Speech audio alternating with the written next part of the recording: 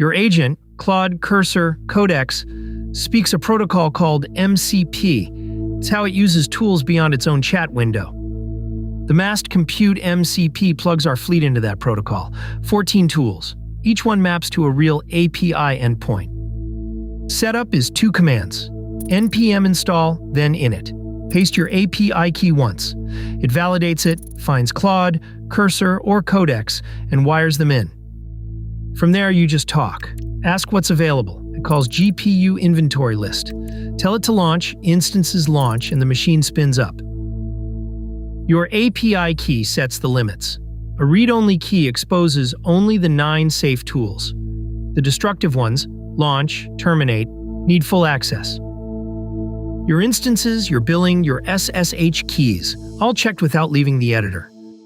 That's the Massed Compute MCP, the whole fleet, 1 sentence away.